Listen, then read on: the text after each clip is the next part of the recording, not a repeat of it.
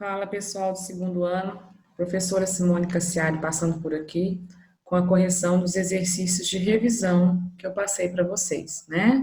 Como vocês sabem, a gente está aí aguardando a liberação do material do volume 2 do PET, e eu passei esses exercícios para uma complementação para vocês aí com relação ao conteúdo trabalhado no PET 1, né?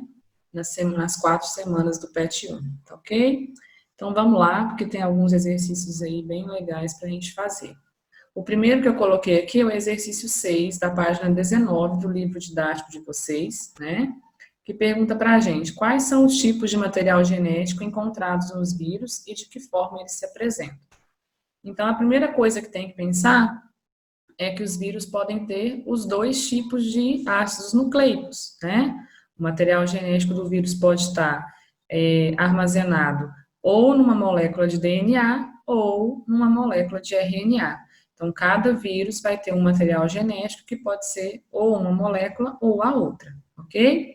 E quando ele pergunta de que forma eles se apresentam, vocês deveriam lembrar, né, relembrar o conteúdo do primeiro ano e colocar lá que o DNA é uma dupla hélice, né, então uma dupla fita, né, que se complementa lá com as bases nitrogenadas, e que o RNA é aquela fita simples, né, e que tem lá a uracila como base nitrogenada diferente do DNA, que tem timina, ok?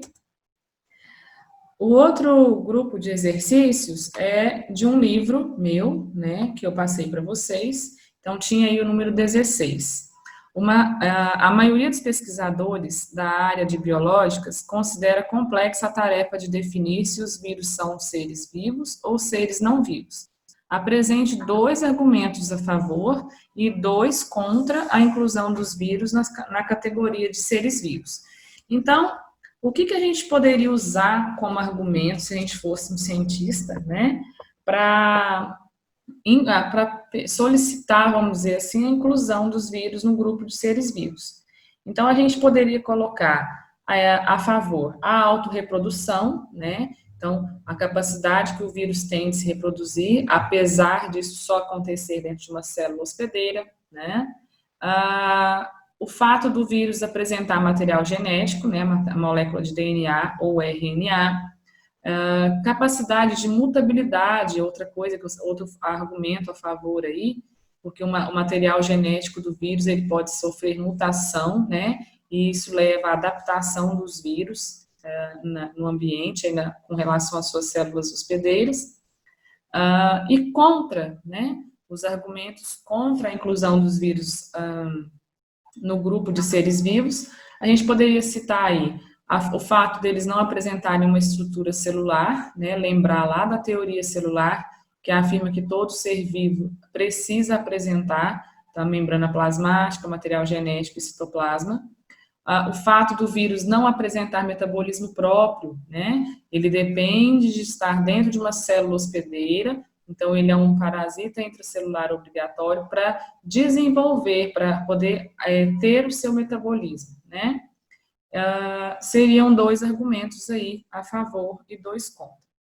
Na questão 17, o vírus responsável pela síndrome da imunodeficiência adquirida, a AIDS, é um retrovírus. Qual o tipo de ácido nucleico que constitui o material genético dos retrovírus? A denominação retrovírus refere-se a que característica desse vírus?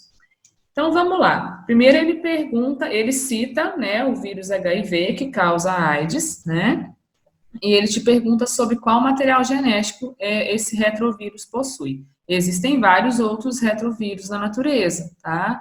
Mas, basicamente, todos eles vão apresentar RNA como material genético, ok? E depois ele ainda pergunta, a denominação retrovírus refere-se a qual característica desse vírus? Os vírus que são retrovírus, né, que possuem RNA como material genético, eles têm uma capacidade diferente do restante, né? Eles são capazes de executar a transcrição ao contrário do que os outros seres fazem, tá? Ou seja, eles são capazes de pegar O retrovírus é capaz de pegar o seu RNA, que é uma molécula simples, uma fita simples, e construir e produzir uma molécula de DNA com uma cadeia dupla, né, a dupla hélice, tudo direitinho, usando como molde o seu RNA. Ele faz isso porque os retrovírus possuem uma enzima chamada transcriptase reversa, né? Por isso que eles conseguem fazer essa transcrição aí ao contrário. Na questão 18, né? O HPV, papilomavírus humano, é um vírus sexualmente transmitido, causador do aparecimento de verrugas genitais em homens e mulheres.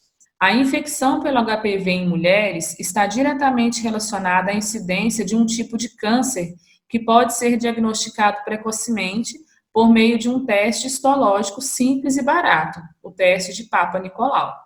Após a puberdade, esse teste é realizado regularmente pela maioria das mulheres em países ricos, o que não ocorre nos países pobres. E a questão continua. Um resultado positivo no teste permite tratamento precoce e é importante para que as mulheres possam evitar a transmissão posterior do HPV.